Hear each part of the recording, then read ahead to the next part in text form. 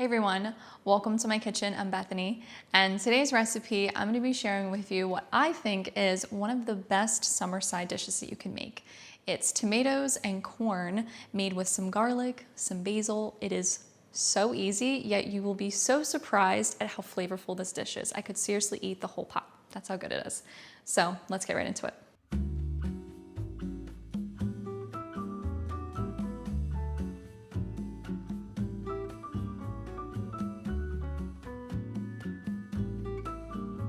So the first thing that we want to do is get our ingredients prepped for this dish. So I have some garlic here, and this recipe actually calls for 3 to 4 garlic cloves, but these are mammoth sized garlic cloves. So I'm probably only going to use 2 because they would equal about 4 regular sized garlic cloves, or large ones.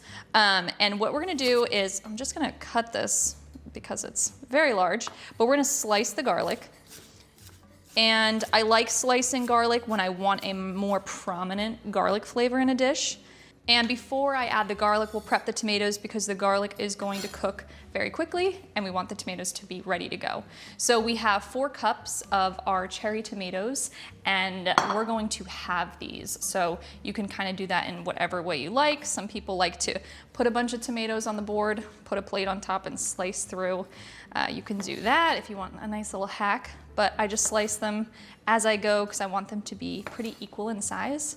The reason I love this recipe so much is I can use so many of my garden tomatoes in it. I have mostly grape and cherry tomatoes in my garden right now, and they're exploding, and I need recipes to use them in, and this is one of my favorite ways to use it in. All right, so after we slice up our tomatoes, I'm just gonna put them back in the bowl because we're gonna cook the garlic before we add these. We're going to cook everything in 2 tablespoons of butter and 1 tablespoon of olive oil. And then we'll add our garlic to the pan. And we'll cook that until it's just slightly browned. We want it to be soft, so probably about 1.5 minutes. So this recipe actually uses very few ingredients, but they all are very intentional in this dish. The butter goes so well with the corn and the garlic really shines through. I think you'll be so surprised at how flavorful this recipe is, even though we're using such limited and minimal ingredients. And this recipe was actually made for me years ago by my boss at the time. I worked at a winery, and my boss, Kim, she had Drew and I over for dinner, and she made this corn and tomato dish. And I was like, Kim, what the heck did you do to the corn and tomatoes? It just tasted so good, and I was just blown away by it. And she was like, it's so simple. So I asked her if I could share that recipe today, so thank you, Kim. It is so good. I've been wanting to share this actually for years, and I never forgot that corn and tomato dish. So I'm excited to share it with you today. I think you will love it. All right, the garlic is starting to soften up, and now we're gonna add our tomatoes.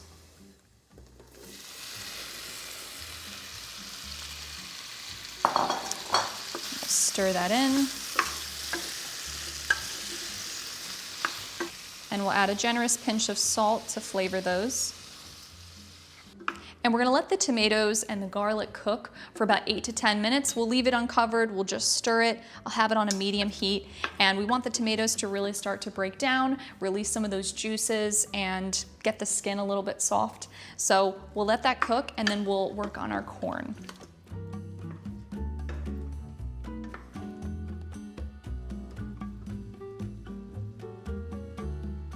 All right, so next we're gonna work on our corn while our tomatoes are over here simmering away, on a gentle simmer, of course. And I have 3 corn on the cob that I peeled myself, hand-shucked. And I do have some bug action that we need to take off of this one. So what we're gonna do is just take the corn off the cob with a knife. And if you are not using corn on the cob and you're using frozen corn, you'll just need about 2 cups of that.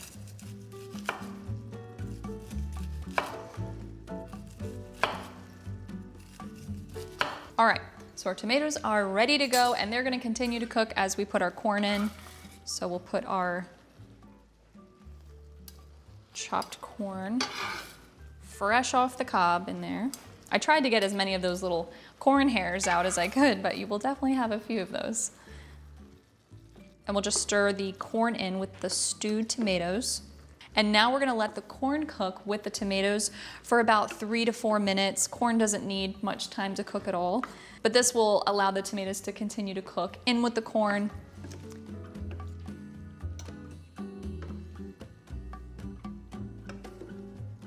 Okay, so as our dish nears the end, that's when we're gonna add our fresh basil. I always like to add that at the very end so that we have lots of fresh basil flavor. So I have about 2 tablespoons, this is probably 2 generous tablespoons of basil. You wanna use freshly chopped basil. But if you've watched my one short video that we did on YouTube, I did basil cubes, and you could also throw one of those into this as well. If you haven't seen that video, that is the way I preserve all my fresh basil every single year. So it is a must watch if you have lots of basil.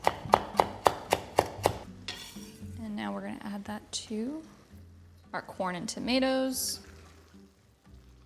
It smells so good now with that basil. Okay, so now we can taste this. I had to let it cool down because it was piping hot now that my pan wanted to finally heat up.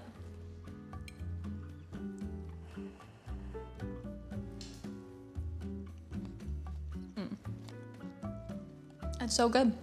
I know, the ingredients are so simple, but it's so good. It's seriously one of the best side dishes that you could make for summer. I really believe that. It's so easy, takes no time at all. And when Drew had this yesterday, because I had to take photos of it, he said that he could eat a bucket of it. It's that good. And I agree to that. It is so good. I love the basil. I love the butter in it because it pairs so nicely with the corn. And then the tomatoes are nice and sweet, but the corn is even sweeter. And you don't need a lot of salt for this dish, so I have had some people think that I use a lot of salt in my dishes. I promise you I don't. But if you are kind of looking for a lower salt type recipe, this is great because I really didn't have to use a lot to season it. So, another great thing about it. But I hope you guys try this one. It definitely is one worth trying because it is easy, quick. I had some of you ask me if I could make a side dish for summer, and this was the first one that came to mind, and I was like, I have to share this. So if you just want something that's low hassle, throw together, and it will impress everyone, this is the side dish to make. So I hope you guys enjoy it. And I thought I would shout out a few of our viewers. We have Max Heim, who has been making so many of my recipes. I really appreciate it. It's been wonderful to see all the photos of all the dishes that you've been making. So thank you so much, Max, for the support. And then we also have Martin Carroll, who has reached out to me several times letting me know that he really enjoys our channel. So thank you so much, Martin. I really appreciate the kind words of support. And thank you guys every week for watching and supporting and making the recipes. Hopefully you get to try this one. I definitely think you will enjoy it, and it might surprise you with how much flavor is actually in it. So as always, I'll catch you in the next recipe, and I'll see you in the comments.